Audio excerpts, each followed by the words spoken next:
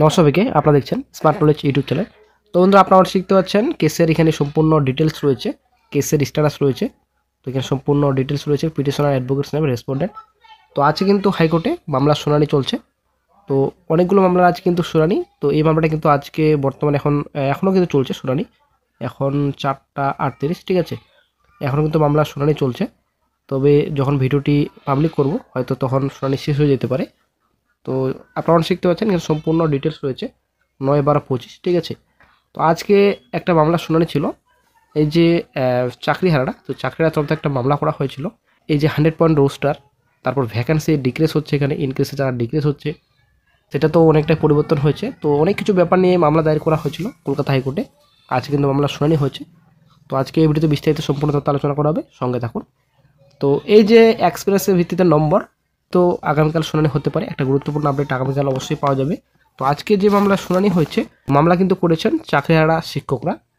তো চাকরিহারা শিক্ষকরা মামলা কেন করেছেন? এই যে ভ্যাকান্সি রয়েছে, আশা করি আপনারা জানেন, ভ্যাকান্সি কিন্তু অনেকটাই ডিক্রিজ করা হয়েছে, কমিয়ে দেওয়া হয়েছে। এবং এই যে চাকরিহারাদের আইনজীবীরা, তো চাকরিহারাদের আইনজীবী কিন্তু বলছেন যে এই যে 2025 সালের রুলস এবং 2016 সালের রুলস, তো অনেকটা কিন্তু ডিফারেন্ট, ঠিক আছে।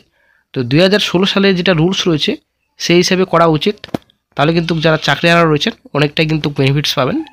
তো এই বক্তব্যটা কিন্তু তুলে ধরেছেন চাকরিহারাদের আইনজীবীরা। তো অনেকটা সমস্যা ফেস করছেন চাকরিহারারা। আইনজীবী বলছেন যে এই যে ভ্যাকান্সি ডিক্রিজ হয়েছে বেশ কিছু সাবজেক্টে, তারপরে এই যে 100 পয়েন্ট রোস্টার, অনেক কিছু ব্যাপার রয়েছে। 100 পয়েন্ট রোস্টার অনেক কিছু পরিবর্তন হয়েছে। এবার 2016 সালের হিসেব আলাদা ছিল, 2025-এ এসে দাঁড়িয়ে অনেকটা কিন্তু পরিবর্তন হয়েছে, এমনই কিন্তু বক্তব্য তুলে ধরেন চাকরিহারাদের আইনজীবী। তো তারপর এদিকে একাডেমিক স্কোর, তো এদিকে তো রোস্টার পরিবর্তন হওয়ার পর ভ্যাকান্সি ডিক্রিজ হয়েছে, এদিকে একাডেমিক স্কোরও অনেকটা পরিবর্তন হয়েছে। 2016 সালে একাডেমিক স্কোর আলাদা ছিল, 2025 হিসেবে নতুন রুলস ক্রিয়েট করার পর, আলাদা হিসেবে রুলস তৈরি করার পর একাডেমিক স্কোর কিন্তু অনেকটাই পরিবর্তন হয়েছে। তো আইনজীবী বলেন, ধরে নেওয়া যাক যে মাধ্যমিকে একজন ক্যান্ডিডেটসের চাকরিহারার 90% মার্ক ছিল, ঠিক আছে।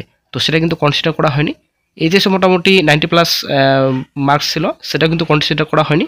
2016 সালে কিন্তু কনসিডার করা হয়েছিল, কিন্তু বর্তমানে যে এসে দাঁড়িয়ে 2025-এ যেটা নিউ রুলস রয়েছে সেখানে কিন্তু গ্র্যাজুয়েশন এবং পোস্ট গ্র্যাজুয়েশন হিসেবে ধরা হয়েছে।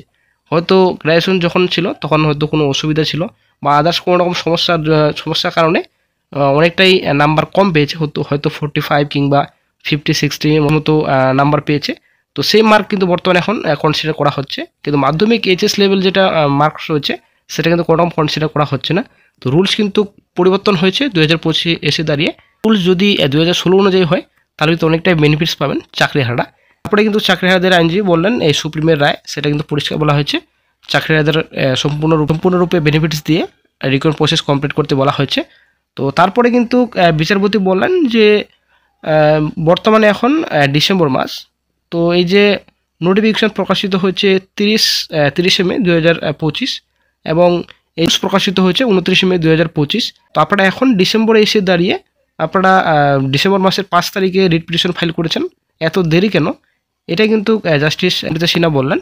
তো তারপরে কিন্তু চাকরিহারাদের আইনজীবী বললেন যে বর্তমানে যদি 2025 হিসেবে করা হয়, তো এখানে একাডেমিক স্কোর পরিবর্তন হচ্ছে, 100 পয়েন্ট রোস্টার যেটা রয়েছে পরিবর্তন হয়েছে, এবং ভ্যাকান্সি অনেকটাই সমস্যা, ভ্যাকান্সি অনেকটাই ডিক্রিজ হয়েছে, কোনো সাবজেক্টে খুবই কম, মোটামুটি 500+ চাকরিহারার নাম কিন্তু বাদ চলে যাচ্ছে।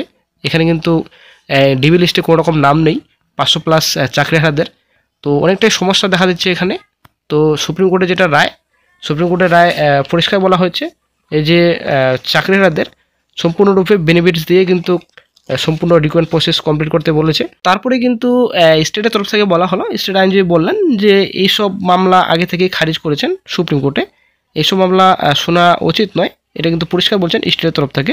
এরকম যদি প্রতিনিয়ত মামলা হাইকোর্টে সুপ্রিম কোর্টে ফাইল করে তাহলে কিন্তু অনেকটা সমস্যা পড়বে কমিশন, কারণ রিক্রুটমেন্ট প্রসেস তাহলে কীভাবে এগিয়ে নিয়ে যাবে, এই কথাটাই কিন্তু তুলে ধরার চেষ্টা করেন স্টেটের তরফ থেকে।